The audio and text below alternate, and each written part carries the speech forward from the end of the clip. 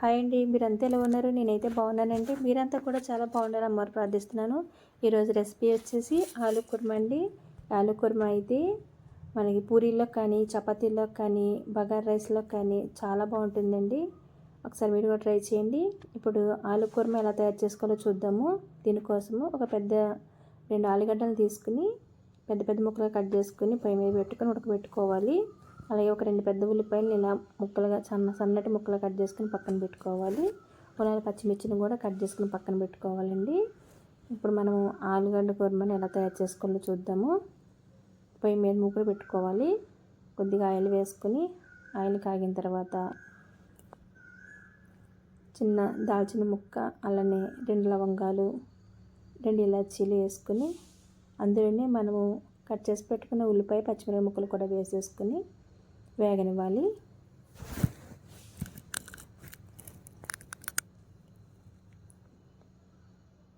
ఉల్లిపాయల్లో కొద్దిగా సాల్ట్ వేసుకుంటే మనకి ఉల్లిపాయ ముక్కలు అయితే తొందరగా మగ్గిపోతాయండి. ఇలా సాల్ట్ వేసుకుని మనకు కొద్దిసేపు వేగనివ్వాలి. ఇప్పుడు ఒక స్పూన్ అల్లం వెల్లిపాయ పేస్ట్ కూడా వేసుకుని పచ్చివాసన పోయేంత వరకు వేగనివ్వాలి.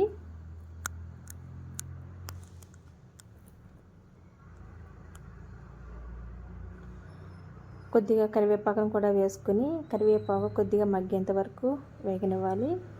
ఇప్పుడు దీంట్లోనే ఒక స్పూన్ కారము, అలానే 1/2 స్పూన్ పసుపు, 1 స్పూన్ ధనియా పౌడర్, 1/2 స్పూన్ జీలకర్ర పౌడర్, అలాగే 1 స్పూన్ గరం మసాలా కూడా వేసుకొని అంతా కలిసేటట్టుగా బాగా మగ్గనివ్వాలి.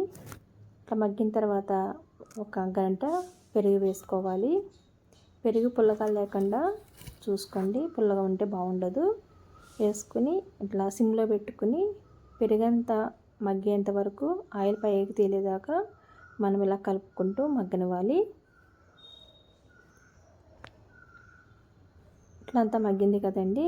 ఇప్పుడు మనము ముందే కట్ చేసి ఉడకబెట్టి పెట్టుకున్న ఆలుగడ్డ ముక్కలు వేసేసుకోవాలి.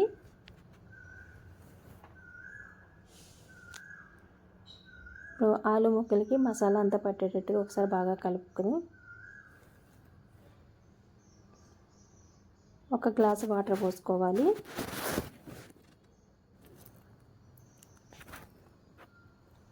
మనం ఫస్ట్లో కొద్దిగా ఉప్పు వేసుకున్నాం కదండి.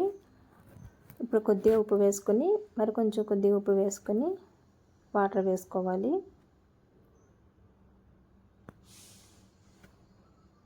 ఒక గ్లాసు వాటర్ వేసుకుంటే సరిపోతుంది. మనకి ఆలుగడ్డలు అయితే ఆల్రెడీ ఉడుకున్నాయి కదండి. ఇప్పుడు మీడియం ఫ్లేమ్లో పెట్టుకుని ఉడకనివ్వాలి. ఇట్లా కొద్దిగా ఉడికిన తర్వాత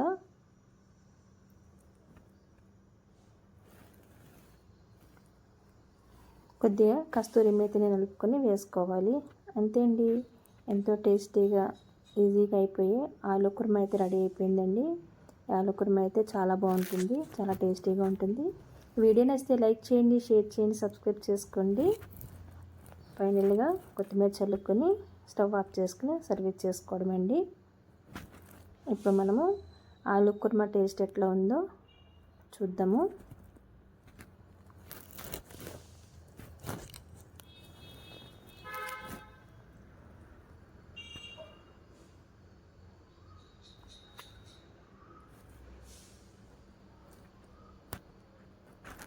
టేస్ట్ అయితే అదిరిపోయిందండి. వీడియో నచ్చితే లైక్ చేయండి, షేర్ చేయండి, సబ్స్క్రైబ్ చేసుకోండి. Thank you for watching.